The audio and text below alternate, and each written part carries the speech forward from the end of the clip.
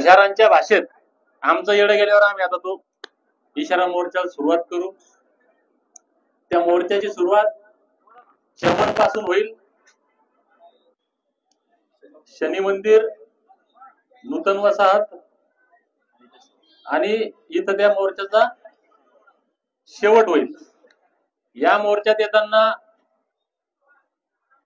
ज्यांना ज्यांना शक्य आहे, म्हणजे आमच्या मायमाऊल्यांनी बरं एक पुन्हा तुम्हाला शपथ आहे, प्रत्येकानं येताना घरातून आपली आई, बहीण, आपली पत्नी, आपली मुलगी कोणाला तरी सोबत आणायचं.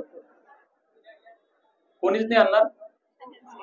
अरे मग म्हणा ना, आणणार का? कारण आम्ही अर्धी लढाई, अर्धी ताकद तर घरीच सोडतो ना आम्ही, अर्धी सेना. समजा उदाहरणार्थ आपण असं मानू की 10,000 धनगर आले, आमच्या 20,000 आमची आई, बहीण, पत्नी, मुलगी आमच्या तिप्पट घरी आहे ना, म्हणजे 20,000 आम्ही घरी सोडले. मग आता जालना जिल्ह्यातच 2 लाख धनगर आहेत समजा, मग किती यायला पाहिजे? बंदे 2 यायला पाहिजे की नाही? 2,000 येतील. येताना आमच्या मायमाऊल्यांना सोबत घेऊन या. आमच्या मायमाऊल्यांना सांगा पिवळं लुगडं, पिवळी साडी, आमच्या लेकीला सांगा पिवळा ड्रेस घाल असेल तर, आम्ही पण असेल तर पिवळा सदरा, आणि नसल तर हे पिवळा रुमाल तर कुठेही मिळतो की नाही. आम्ही तुम्हाला रुमाल देणार नाही, झेंडे देणार नाही. आमचं लय चाललंय पैसे द्या रे,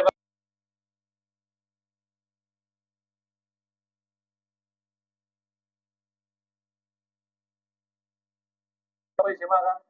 मागा म्हणजे आम्हाला आता जर इथं समजा ठरवलं तर संध्याकाळपर्यंत 1 कोटीभर रुपये जमा होतील. किती? कमीत कमी 1 कोटी रुपये संध्याकाळपर्यंत जमा होतील. पण मी हात जोडून नम्रपणे सांगतो, आम्हाला 1 कोटीभर रुपये पाहिजे नाही. आम्ही हा समाजाचा लढा आहे, समाजाच्या जीवावर, समाजाच्या पैशावर लढतोय.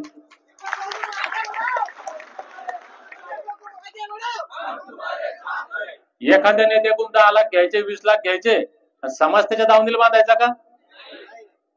दीपक बोराडेने आयुष्यात हे काम नाही केलं, पण स्वतःच्या बाबतीत नाही केलं कधी.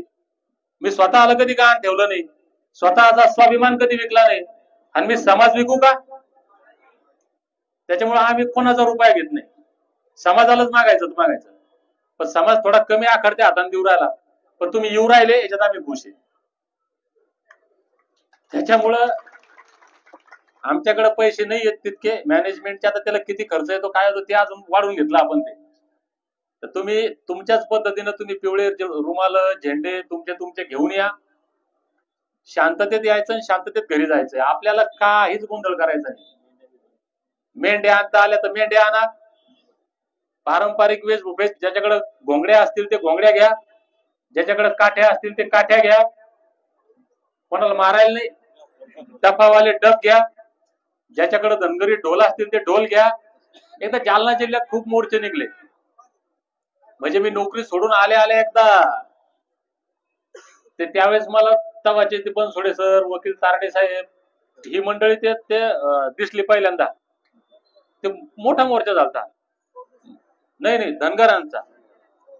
माझं स्वप्न आहे, माझी इच्छा आहे की तो जो मोर्चा झालता शिवराम भैया आपला 2014चा होता का 15चा, हा, तर त्या मोर्चाचे 100 पट रेकॉर्ड तोडले पाहिजे.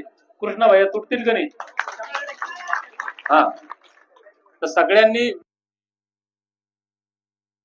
वेशभूषेत ज्याला जसं जमल तसं पिवळं वादळ निर्माण करायचं, ताकदीनं यायचं. घरी कोणीच राहू नका 1 दिवस.